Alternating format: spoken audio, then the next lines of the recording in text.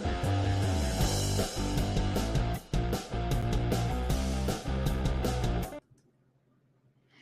everybody, Jonathan Broadbent here. The day after Christmas 2023. It is Tuesday, December 26th, and welcome to another episode of UnWoke Academy. Growing up and throughout my entire professional career, one of the stalwarts of professionalism was never to mention politics or religion. Well, that all went out the window starting about 3 years ago, and so now we discuss both on a regular basis. So I want to delve a little bit into kind of the intersection of politics, religion, finance, and all other aspects of life. Normally, in the real world, and up until about 2020, when the COVID thing hit, and we had all this COVID fear worldwide, and then the weird, bizarre response to COVID, and how irrational all of that was. Prior to that, your teacher, your financial advisor, your doctor, all of those types of professionals in your life, your accountant, otherwise, would probably stay quiet about whatever their religious or political perspective was. Well, now all of that has been turned upside down and manipulated in artificial and bad sorts of ways.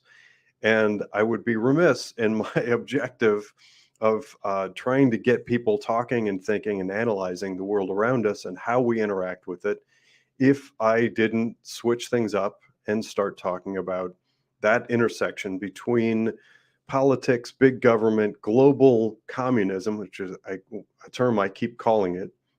We need to come up with something to call this crazy stuff that is now manifesting in all aspects of our lives. I'm just going to call it global communism. But so here's the funny thing. As I'm going to delve a little bit into the religious elements of it, because I think that it holds sway. It's important to what we're going through and how we're experiencing it and how we fight back. So I'm going to start by saying that my family celebrates Christmas. Whatever you may or may not celebrate, you're welcome. Please stay tuned, stay involved in UnWoke. It's a welcoming platform for all except the far left. Agnostic, atheist, it doesn't matter. If you are on board and advocate for what I call Western values, that's the principles of individual personal liberties, freedoms, all those sorts of things. Wherever that comes from for you and your family, you're welcome. For us, it has this Judeo-Christian underpinning. And actually, briefly, I'm going to pause and tell you why I say that. So when America was formed, it was sort of an interesting time and an interesting crossroads for a number of different countries and people emigrating from places like the United Kingdom and Spain and places like it, because historically, pretty much forever, there has been a friction between what I call the state, which is big government or government control, and religious organizations. So religion and the state don't always play well together. In fact, they rarely do. So the state wants to kind of quash and get rid of religion, because if there's religion, then people tend to think that there's something higher than the government and more important. The government doesn't like that, doesn't want that. There are extreme examples available in places like North Korea. North Korea, it's my understanding there really is no noteworthy or noticeable religion in North Korea, but there is a mandate that a picture of fearless leader must be displayed prominently in the home, every home throughout North Korea. And you see that in other places as well. Where there's kind of a dictatorship, a dictatorial government, communist or otherwise, there tends to be this pressure to revere the leader. Hugo Chavez, you name it, across from Stalin, Joseph Stalin in Russia, all that stuff. These people wanted to be admired as if they're gods. And the same holds true in today's day and age. So when you get sort of growing religion or religious freedom it is constantly at odds with the objectives of big or growing government. So, when the US was formed, one of the most available, most published, and known documents of the time was the Bible. The Bible is shared between Christians and Jews. There are some differences, but overwhelmingly the same, and it had all sorts of moral foundation. So that document, the Bible, was used very prominently. And so when you hear people say you can't really truly understand what America represents and what it was designed for, and the intentions of the founding documents in the US without really understanding the Bible, there's a reason for that. And wherever you are personally, in your family and your beliefs, I do still recommend reading the Bible. There are people I know, actually going back to a very liberal childhood, who used to tell me, before I was involved and before I was really paying attention to reading the Bible myself, that they're great stories, and that's true. So I encourage, to whatever extent you're willing and able, to read the Bible, read it and understand it. It may actually lead you on a path to religious belief and understanding. If it does, hoorah, great, good for you. I think you'll enjoy it. It's a process of all kinds of self-discovery and feelings of belief and courage and etc. But even if you don't, then just grab those and consider them stories of perseverance and great personal values, etc. So with those underpinnings and with that knowledge that the U.S. Was very solidly formed on biblical principles, it makes sense when we talk about Western values in being synonymous with Judeo-Christian values. That's why. So our founders used the Bible extensively, more than any other document. They used the Bible. So when you read the founding documents and when you read things like the Federalist Papers, that's the perspective. When we talk about our God-given rights, that's where that whole concept comes from, and it's really important to know. So when we talk about where we are, how we got here, and how we fight back, there is a lot of room for us to be talking about the freedom of religious movement, religious expression. And on the flip side of that coin, there is the interest of big government to crush and quash the free expression of religion. And the way that's being done in the United States, I think people are kind of waking up to the undue influence, the power and control of something called 501c3 or tax exempt status. Here's what that looks like in the US, and I think it's true abroad as well.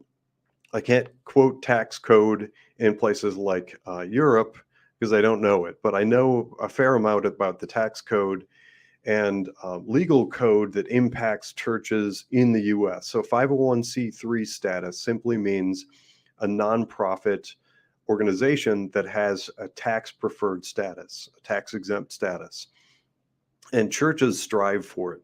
So when somebody goes through some sort of denomination, whatever their church or a rabbi, priest, minister, pastor, whatever it is, when a church is established, any sort of house of worship, one of the first things they want to do is establish themselves in the eyes of big government and get that tax exempt, tax preferred status, 501c3 in other words. With that, they're able to attract money, get donated dollars, etc. And it is what it is. Government through the years has expanded taxes to be a massive, overly burdensome thing. And then by offering relief from some of those taxes, government can then assert control over those organizations and entities. So those houses of worship strive for the 501c3 status. Once they have it, I think people are waking up to the fact that the government via IRS can kind of twist the thumb screws and assert undue control over what's said at the pulpit. That's not a natural and healthy sort of environment. And so now, over the last couple of years, as kind of the global communism has spread its tentacles into all things: finance, healthcare, education, you name it. It is normally incumbent upon houses of worship to fight back. Well, with the rebranding of virtually everything as political now, it becomes it's too constrictive. So those pastors, priests, rabbis, ministers, what have you, who would normally get up and advocate for Judeo-Christian principles and biblical values, they're now hamstrung. They're stymied by trying to stay on the right side, on the correct side. I guess I should probably say the left, on the left side of those requirements and edicts from government in order to maintain that 501c3 status. So here's the thing, and here's what got me thinking about that. A big part of our family for years has been gathering for holidays, and at Christmas time, we watch Hallmark movies. If you're not familiar, yes, it's the same Hallmark that makes those cards that you might buy at holidays and birthdays and hand out to family and loved ones. That same Hallmark makes Christmas movies. They make lots of other movies as well, and the Christmas movies are spectacular, very wholesome. Anyone of any age could watch them, and they've been really good. And every year, there are a lot of people actually that look forward to those movies, and they make a handful of them, however many it is each year, and they roll out some new ones, and they're always great stories, and they make you feel good, and they don't have any woke-a-doodle leftist nonsense, except now over the past 3-ish years, the people that run Hallmark, and this is part of this is anecdotal, and part of it is my understanding that I've developed over the last few days. It's my understanding that Hallmark movies has been migrating left and adopting more of this woke nonsense and incorporating it into the movies, which, if what I'm understanding is correct, a whole bunch of people who've been with Hallmark forever didn't like it. Those people put their foot down, and a whole bunch of them left and formed something called Pure Flix. So Pure Flix, and I'm looking at it now on my screen here, I'm looking at their website. I've been doing research over the last couple of days. Pure Flix is, they bill themselves as Great American Pure Flix, and they have a pledge. Great American Pure Flix is committed to bringing you quality movies and programs that celebrate faith, family, and hometown values. With Great American Pure Flix, you can stream clean anytime, anywhere. I love the existence of this, and if that story holds true, then that's kind of for me, it's kind of a fist pump in the air moment, because this is exactly what I've been talking about. This is people in a profession asserting themselves. Now it's up to us, we the people, the consumers, to follow them, because that's parallel economy. Right there, that's parallel economy. I love this stuff. We've been talking off and on for months now about one of the original concepts that I have behind forming UnWoke, and that is America's Frontline Doctors. To me, they're a good representative example of what can be done when good, moral, solid people with a spine assert themselves within a marketplace. So I think the expectation from the woke far left, through big pharma collaborating with big government, was this edict that we all must go and do these certain things that government was dictating for us to do. And that was wear a mask, and then wear 2 masks, and then social distance of 6 feet, and then it was 10 feet and whatever, and then a shot, and then a booster, and then another jab, and then before you know it was like 7 jabs or something. And we're supposed to ignore what our eyes tell us in favor of just simply following the edicts and instructions of big government. Well, some people in healthcare and that was America's Frontline Doctors, at least the first big one that I was aware of, put their foot down and said, nope, we don't believe that. We believe that real science, actual real science, is constantly evolving and testing and challenging and asking questions. Real science isn't everybody being told to follow an order from somewhere. It's all of us collaborating, working together, asking questions, and trying to right size answers for the individual at the individual level. That's a world of difference between a globalist, communist, top down dictator type of structure. So when you have, to me, I think there are some real parallels between groups like this, these actors, writers, producers, and directors, etc., from Hallmark, who appear to have just departed and said, forget it, we're not doing this wokadoodle stuff. We're going to do what we know works, and we're going to do it on our own. So voila, they left and formed Pure Flix. Same thing with America's Frontline Doctors, and same thing with education. There are plenty of teachers out there, and I've been saying it from the beginning. I'm also involved in that fight for education at K through 12 and college and otherwise. And I comment regularly on the state of education and teachers.